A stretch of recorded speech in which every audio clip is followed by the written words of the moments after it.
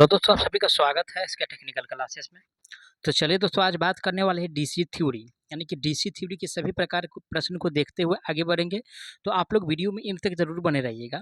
और साथ ही साथ अगर आप लोग कोई भी टेक्निकल गवर्नमेंट एग्जाम का तैयारी कर रहे हैं, चाहे आप लोग यूपीपीसीएल टी2 का तैयारी कर रहे हैं, चाहे बीआरसी का तैयारी कर रहे हैं, चाहे एनपीसीएल का तैयारी कर रहे हैं, तो आप लोगों के लिए वीडियो बहुत हेल्पफुल होने वाला है।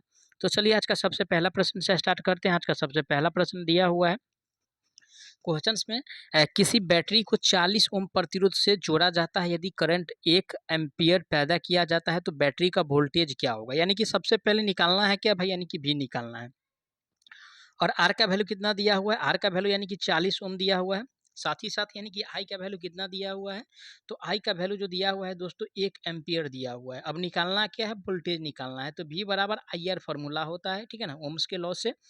तो वोल्टेज निकालना है, तो आई का वैल्यू 1 दिया हुआ है और आर का वैल्यू यानी कि 40 दिया हुआ है। तो कैलकुलेशन के बाद कितना हो जाएगा, 1 को अगर 40 से मल्टीप्लाई करते हैं तो 40 ही आने वाला है, क्योंकि कोई भी संख्या को अगर 1 से गुना करते हैं तो जो संख्या रहता है उतना ही आंसर आता है, ठीक है ना।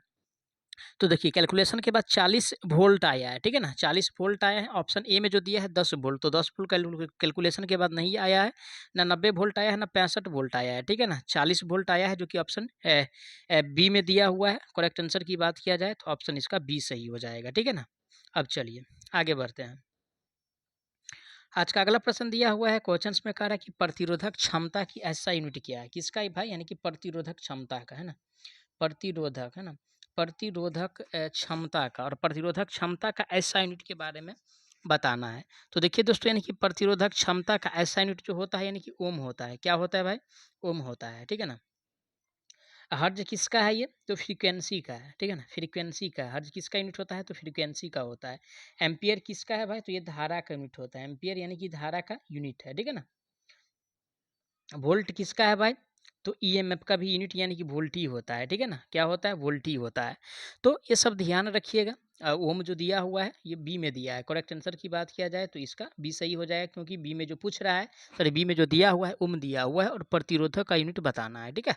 अब चलिए अगला प्रश्न आज का दिया हुआ है क्वेश्चंस में, कह रहा है कि कौन सा नियम बताता है कि किसी जंक्शन पर करंटों के संगमन का बीजीय योग शून्य होता है। देखिए दोस्तों, इस प्रकार का अगर प्रश्न रहे, ठीक है ना, तो सबसे पहले देखिए इसमें अगर आंसर जो है यानी कि क्वेश्चंस में ही छुपा रहता है। देखिए यहाँ पे करंट दिया हुआ है, अगर यहाँ पे करंट है तो किरचॉफ्स का करंट नियम होगा, ठीक है ना, किरचॉफ्स का जो दोस्तों, ठीक है, यहाँ पर अगर करंट है तो किरचॉफ्स का यानी कि करंट का नियम होगा। किसका नियम होगा भाई, करंट का नियम होगा। अगर यहाँ पे वोल्टेज रहता है ना, यहाँ पे अगर वोल्टेज रहता तो किरचॉफ्स का क्या हो जाता, वोल्टेज का नियम होता।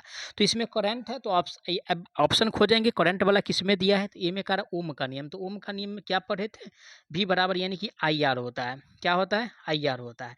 तो ये तो होता नहीं है भाई, है ना।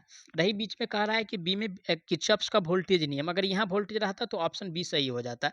लेकिन वोल्टेज नियम तो नहीं होगा, क्योंकि करंट वाला दिया हुआ है क्वेश्चन, ठीक है। और सी में कह रहा प्रतिरोध का नियम, तो प्रतिरोध का नियम भी यानी कि शून्य के बराबर नहीं होता है, किरचॉफ्स का करंट का नियम होता है, जो कि ऑप्शन डी में दिया है। करेक्ट आंसर की बात किया जाए तो ऑप्शन इसका डी सही हो जाएगा, ठीक है। अब चलिए आज का अगला प्रश्न दिया हुआ है क्वेश्चंस में, कह रहा है कि बीआईएस के अनुसार दृष्ट करंट यानी कि डीसी की आपूर्ति में धनात्मक, ऋणात्मक और तटस्थ तार के रंग कोड क्रमशः डैश है, ठीक है। यानी कि डीसी के अनुसार जो दोस्तों यानी कि बीआईएस जो है, ब्यूरो ऑफ इंडियन स्टैंडर्ड के हिसाब से जो रूल रेगुलेशन है उसमें कलर पूछ रहा है, यानी कि धनात्मक का, ठीक है, ऋणात्मक का और तटस्थ तार का रंग पूछ रहा है। तो तटस्थ का मतलब क्या समझिए, अर्थिंग का, है ना, किसका, अर्थिंग का। तटस्थ का मतलब यानी कि अर्थिंग का। तो सबसे पहले यानी कि धनात्मक जो होता है वो लाल कलर का होता है। कौन सा कलर का होता है भाई, धनात्मक जो होता है ये लाल कलर कलर का होता है। उसके बाद जो ऋणात्मक जो होता है यानी कि नीला कलर का होता है। और तटस्थ तार जो होता है वो काला कलर का होता है, ठीक है। न्यूट्रल जो होता है दोस्तों काला कलर का होता है। तो ऑप्शन किस में दिया, ए में करा लाल, भूरा और काला। तो भूरा तो नहीं होगा, ठीक है ना, तो ऑप्शन पहला गलत हो गया। बी वाला भी गलत दिया हुआ है। और सी में जो दिया है लाल दिया हुआ है, उसके साथ नीला दिया है और काला दिया है, ठीक है ना। करेक्ट आंसर इसका सी सही हो जाएगा, क्योंकि सी में जो दिया हुआ है सही ऑप्शन दिया हुआ है। अब चलिए आगे बढ़ते हैं नेक्स्ट क्वेश्चन पे। आज का अगला प्रश्न दिया है, सॉफ्ट सोल्डर में टीन और शीशा का प्रतिशत डैश होता है। कौन सा सोल्डर की बात कर रहा है भाई, यानी कि सॉफ्ट सोल्डर में, है ना। सॉफ्ट सोल्डर में। और सॉफ्ट यानी कि सोल्डर में जो यानी कि टीन और शीशा का परसेंट होता है उसके बारे में बताना है, ठीक है। तो देखिए इसमें यानी कि सॉफ्ट सोल्डर में टीन और शीशा का जो परसेंट होता है दोस्तों 60% दोस्तों सोल्डर होता है। सॉफ्ट सोल्डर में टीन और शीशा का तो सॉरी 60% यानी कि इसमें टीन होता है और 40% दोस्तों यानी कि लेड होता है, ये ध्यान रखिएगा। अगर ऐसे नहीं याद रहता है तो देखिए एक क्या होता है टीन होता है, ठीक है, और एक यानी कि लेड होता है, ठीक है। तो लेड का मतलब यानी कि लो समझिएगा, है ना। अगर पहले लेड पूछ रहा है तो पहले यानी कि अगर कहता कि शीशा और टीन का प्रतिशत क्या होता है, अगर शीशा और टीन का पूछता तो शीशा का मतलब क्या लेड और लेड का मतलब लो वाला याद रखें तो 40-60 का कॉम्बिनेशन होता है। इसमें कंफ्यूज नहीं होना है तो 40-60 वाला ऑप्शन हो जाता। लेकिन इसमें तो टीन वाला पहले पूछ रहा है बाद में शीशा है तो लो वाला बाद में होगा, ठीक है। तो पहले तो 60% होगा टीन और लो वाला जो होगा शीशा 40% वो लास्ट में होगा। तो राइट आंसर जो होगा इसका डी सही हो जाएगा। क्या सही हो जाएगा? डी सही हो जाएगा। अब चलिए आज का अगला प्रश्न दिया हुआ है, क्वेश्चन में कह रहा है कि एक बंद विद्युत परिपथ में एक आईआर का बीजगणितीय संकेत मुख्य रूप से डैश पर निर्भर करता है। तो किस पे डिपेंड करेगा वो भाई, है ना, वो जो निर्भर करता है वो किस पे डिपेंड करता है उसके बारे में बताना है। ए में जो दिया हुआ है दोस्तों आर का मान, तो आर के वैल्यू पे तो डिपेंड नहीं करेगा क्योंकि वी बराबर तो आई आर होता है ना। ये फार्मूला तो जानते होंगे आप। इसके मध्य से प्रवाहित होने वाली धारा की मात्रा तो मात्रा पे भी डिपेंड नहीं करता है, न ही बैटरी के संयोजन पे डिपेंड करता है, ओनली फॉर धारा के प्रवाह की जो दिशा होता है उस पे ये डिपेंड करता है, ठीक है ना। तो करेक्ट आंसर जो होगा इसका डी सही हो जाएगा क्योंकि डी में जो दिया हुआ है धारा के प्रवाह की दिशा दिया हुआ है, ठीक है। अब चलिए अगला प्रश्न आज का दिया हुआ है, किस नियम के अनुसार प्रत्येक बंद परिपथ में सभी वोल्टापात का योग शून्य के बराबर होता है। देखिए बोले थे भी कि इस प्रकार का प्रश्न में यानी कि क्वेश्चंस में ही आंसर छिपा रहता है। देखिए यहाँ पे क्या करें यानी कि वोल्टापात और वोल्टता है, यहाँ पे अगर करंट रहता है तो किरचॉफ्स का करंट का नियम होता, अगर वोल्टेज है तो किरचॉफ्स का कौन सा नियम हो जाएगा? वोल्टेज का नियम हो जाएगा। अगर वोल्टेज है तो किरचॉफ्स का यानी कि वोल्टेज का नियम, अगर करंट है तो किरचॉफ्स का करंट का नियम, ठीक है ना। तो देखिए ए में कह रहा है यानी कि फैराडे का नियम, तो फैराडे का नियम कहाँ लागू होता है? तो जनरेटर में लागू होता है, जनरेटर में लागू होता है भाई, ठीक है। और किरचॉफ्स का वोल्टता का नियम जो कि इसमें राइट आंसर जो होगा किरचॉफ्स का वोल्टता का नियम होगा जो कि ऑप्शन बी में दिया है। करेक्ट आंसर की बात किया जाए ऑप्शन इसका बी सही हो जाएगा। और रही बात धारा कब सही होता है? जब यहाँ पे धारा रहता तो है, ठीक है। यहाँ पे अगर धारा रहता वोल्टता के स्थान पे तो धारा वाला यहाँ सही हो जाता। अब चलिए अगला प्रश्न आज का दिया हुआ है, क्वेश्चंस में कह रहा है कि किसी बिजली की धारा रोकने वाले पदार्थ की मुख्य विशेषता क्या है, यानी कि जो बिजली के प्रवाह को रोकेगा, है ना, उसका मुख्य विशेषता क्या होना चाहिए। तो देखिए अगर प्रवाह को रोकना है ना, प्रवाह को क्या करना भाई, यानी कि रोकना, और अगर प्रवाह को रोकता है तो उसमें गुण क्या होना चाहिए, ठीक है, जो प्रवाह को रोकेगा। जैसे एग्जाम्पल आप लोगों को अगर दे दे कोई यानी कि जैसे दो व्यक्ति है, ठीक है ना, उसमें से एक शक्तिशाली है और एक उससे कम शक्तिशाली है।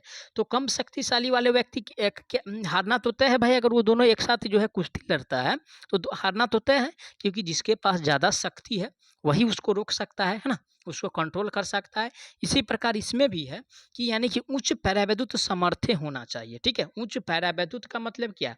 पैरावैद्युत का मतलब क्या भाई?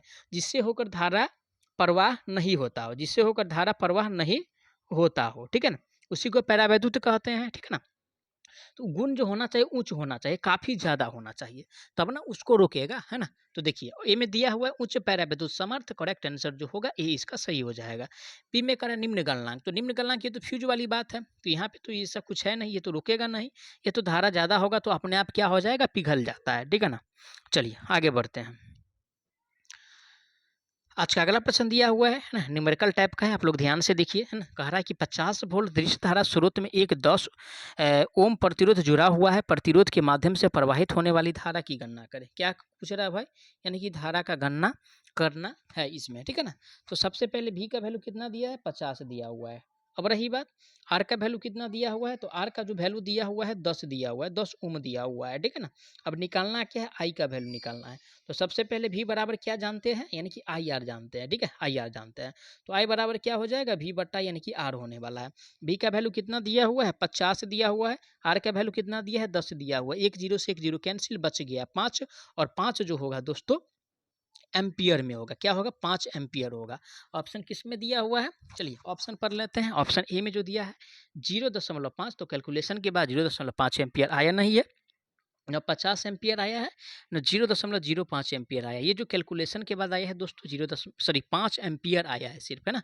क्या आया है, 5 एम्पियर आया है, ठीक है ना। तो राइट आंसर जो होगा दोस्तों ऑप्शन इसका बी सही हो जाएगा। और इस छोटा छोटा न्यूमेरिकल को आप लोगों को करके जाना है, क्योंकि एग्जाम में इस प्रकार का छोटा छोटा न्यूमेरिकल पूछा जाता है, ठीक है। चाहे आप लोग कोई भी एग्जाम दीजिएगा टेक्निकल का, तो ठीक है। अब चलिए आगे बढ़ते हैं हम। आज का अगला प्रश्न दिया हुआ है, क्वेश्चंस में कह रहा है कि किसी कुंडली का कुंडलन प्रतिरोध निम्नलिखित द्वारा बढ़ाया जा सकता है। भाई कुंडली का जो कुंडलन प्रतिरोध होगा उसको कैसे बढ़ाएंगे, तो ऑप्शन ए में जो कह रहा है फेरों की संख्या को बढ़ाकर, तो ठीक है भाई, फेरों की संख्या को बढ़ा करके तो कुंडली का कुंडलन प्रतिरोध तो बढ़ा ही दिया जाएगा। बी में कह रहा है पतले तार का प्रयोग करके, ठीक है, पतले तार का भी प्रयोग करेंगे, ज़्यादा लपेटा जाएगा तो फिर भी कुंडली का प्रतिरोध बढ़ जाएगा, है ना। फिर आगे जो कह रहा है दोस्तों, आगे कह रहा है कि सी में जो कह रहा है फेरों की संख्या बढ़ाकर या पतले तार का प्रयोग करके, ठीक है। क्या कह रहा है, या तो फेरों की संख्या को बढ़ा दिया जाएगा, और नहीं तो यानी कि पतले तार को अगर प्रयोग करते हैं तो उसका जो प्रतिरोध जो होगा कुंडली का वो बढ़ जाएगा, ठीक है ना। तो देखिए इसमें तो दोनों बात छिपा हुआ है ना। तो ऑप्शन अगर ये सी नहीं रहता तो क्या करते, या तो ऑप्शन ए को मारते हैं और नहीं तो बी को मारते हैं, ठीक है। लेकिन सी है इसीलिए ए और बी ऑप्शन भी दिया हुआ है, ठीक है। अगर सी ये ऐसा ऑप्शन नहीं रहता तो इस दोनों में से, ठीक है ना, ऑप्शन बी और ऑप्शन ए में से कोई एक रहता, ठीक है। तो राइट आंसर जो यहाँ पर होने वाला है सही, वो सी सही हो जाएगा। क्या भाई, सी सही हो जाएगा, ठीक है ना। अब चलिए आगे बढ़ते हैं। देखिए आज का अगला प्रश्न दिया हुआ है, क्वेश्चंस को ध्यान से पढ़ना है, उसके बाद ही उत्तर देना है। देखिए क्वेश्चंस में कह रहा है 3 प्रतिरोध R1, R2 और R3 समानांतर में जुड़े हुए हैं, ठीक है। यदि एक आंतरिक प्रतिरोध R4 इसके समानांतर में जोड़ दिया जाए तो कुल तुल्य प्रतिरोध कितना होगा। तो देखिए R4 को क्या कह रहा है, फिर से अगर जोड़ दिया जाए तो तुल्य प्रतिरोध ज्ञात करना है। तो देखिए भाई R3 तक है, तो सबसे पहले देखिए इस प्रकार का प्रश्न हो तो ज़्यादा घबराना नहीं है, ठीक है। घबराना क्यों नहीं है भाई, तो घबराना इसलिए नहीं है क्योंकि हम ट्रिक लेके आए हुए हैं। क्या लेके आए हुए हैं, ट्रिक लेके आए हुए हैं। तो देखिए सबसे पहले इसमें देखिएगा जो समानांतर क्रम में जो प्रतिरोध जोड़ा हुआ है 3 है, R1, R2 और R3। तो देखिए R3 जो दिया हुआ है दोस्तों, है ना, R3 जो दिया हुआ है ये R3 इससे भी कम होगा। वो 4 नंबर जो प्रतिरोध जोड़ा जाएगा वो इससे भी कम होगा, ये ध्यान रखिएगा।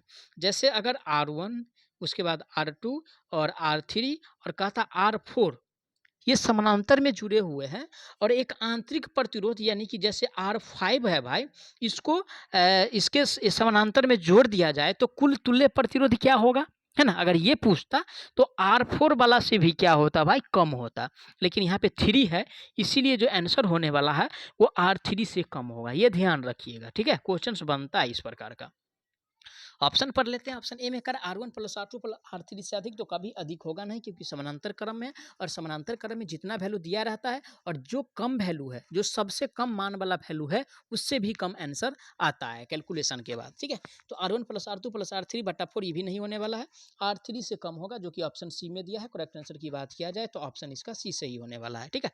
अब चलिए अगला प्रश्न इसका दिया हुआ है, क्वेश्चंस में कह रहा है दृश्य धारा के मामले में क्या है, यानी कि दृश्य धारा के मामले में बताना है। देखिए सबसे पहले अल्टरनेटिव करंट को जानते हैं, उसके बाद यानी कि डायरेक्ट करंट को जानेंगे।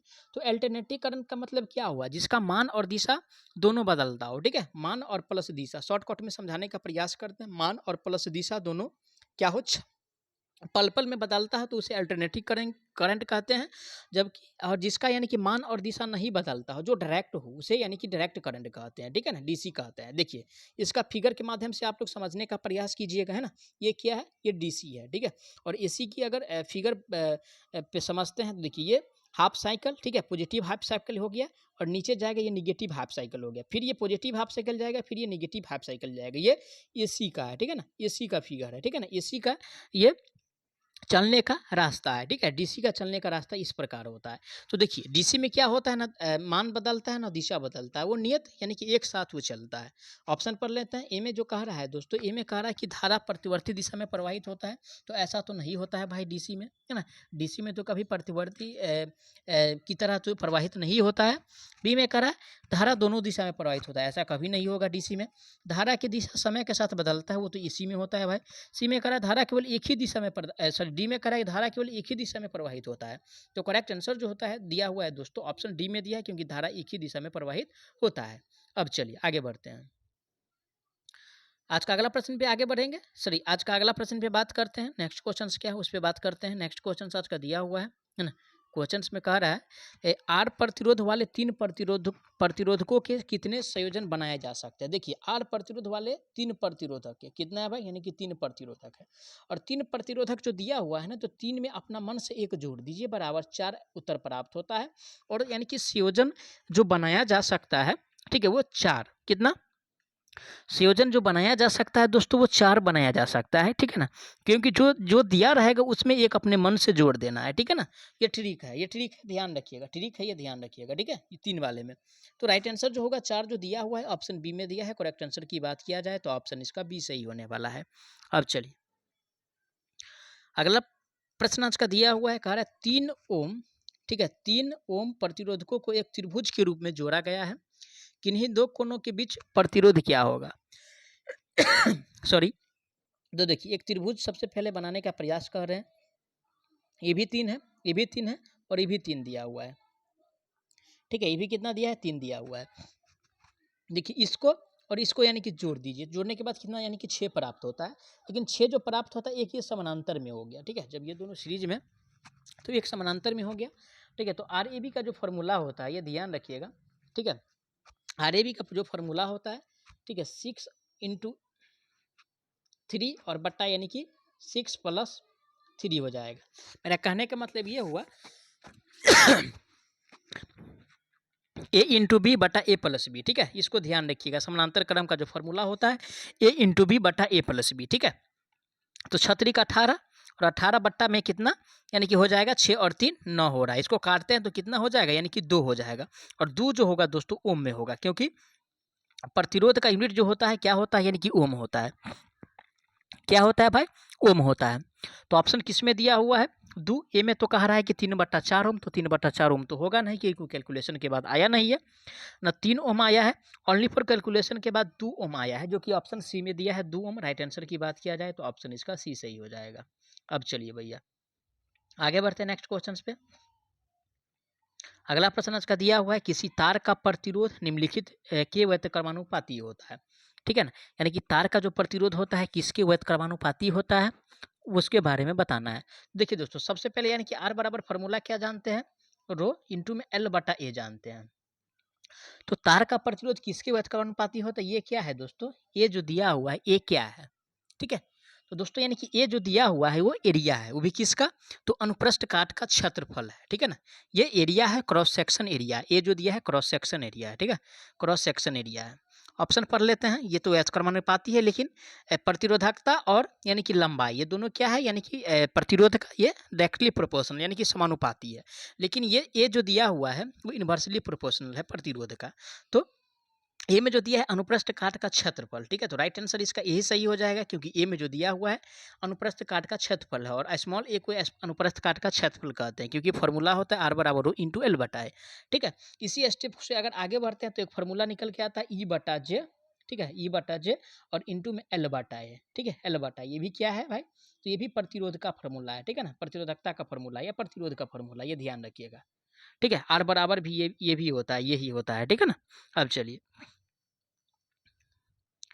आज का अगला प्रश्न दिया हुआ है, क्वेश्चन में कह रहा है यानी कि रंग 5 हेतु कार्बन प्रतिरोध का क्रम क्या है, ठीक है ना। रंग 5 हेतु कार्बन का देखिए एक ट्रिक है भाई, इसको ध्यान रखिएगा। B B R O Y great great very good white. तो सबसे पहले ब्लैक आएगा, ब्राउन आएगा, रेड आ जाएगा, ऑरेंज आ जाएगा, उसके बाद जो है येलो आएगा, उसके बाद ग्रीन आएगा। कितना पे पूछ रहा है, 5 पे, 1 2 सॉरी 0 1 2 3 4 5 और 5 पे यानी कि क्या आ रहा है दोस्तों, यानी कि हरा कलर आ रहा है, यानी कि ग्रीन आ रहा है, ठीक है ना, ग्रीन आ रहा है। 5 पे कौन सा कलर आ रहा है? ग्रीन आ रहा है। तो ऑप्शन किस में दिया हुआ है? ग्रीन। ऑप्शन ए में दिया हुआ है। किस में दिया हुआ है भाई? ऑप्शन ए में दिया है। करेक्ट आंसर जो होगा ऑप्शन इसका ए सही हो जाएगा। रही बात है काला का, तो काला कितना नंबर पे आता है भाई? ब्लैक ब्राउन, ठीक है, तो 0 नंबर पे आता है काला, ठीक है, 0 नंबर पे आता है, ठीक है। अब चलिए आगे बढ़ते नेक्स्ट क्वेश्चन पे। आज का अगला प्रश्न दिया हुआ है, क्वेश्चंस में कह रहा है किरचॉफ्स का नियम इसके साथ लागू नहीं होता है, यानी कि किरचॉफ्स का नियम है दोस्तों वो किस पे लागू नहीं होता है? तो किरचॉफ्स का नियम जो लागू नहीं होता है दोस्तों, वो डिस्ट्रीब्यूटेड पैरामीटर पे नहीं लागू होता है। किस पे भाई? डिस्ट्रीब्यूटेड, है ना, डिस्ट्रीब्यूटेड पैरामीटर, पैरामीटर्स पे लागू नहीं होता है, जो कि ऑप्शन ए में दिया हुआ है डिस्ट्रीब्यूटेड पैरामीटर। राइट आंसर जो होगा ये इसका सही हो जाएगा, ठीक है। मैं आशा करता हूँ आप लोग सारा प्रश्न को अच्छा से समझे होंगे। अगर आप लोगों को कोई प्रश्न में किसी प्रकार का डाउट है तो प्लीज़ आप लोग उसके लिए कमेंट कीजिएगा, आपको जवाब बहुत जल्द मिलेगा। और साथ ही साथ आप लोगों से एक रिक्वेस्ट है, प्लीज़ आप लोग चैनल को ज़्यादा से ज़्यादा सपोर्ट करें, अपने दोस्तों तक जितना हो सके ज़्यादा से ज़्यादा शेयर करें, ताकि इसी प्रकार का कंटेंट आप लोगों तक जल्द से जल्द मैं पहुँचाने का प्रयास करूँ। तो चलिए मिलते हैं, टाटा बाय बाय।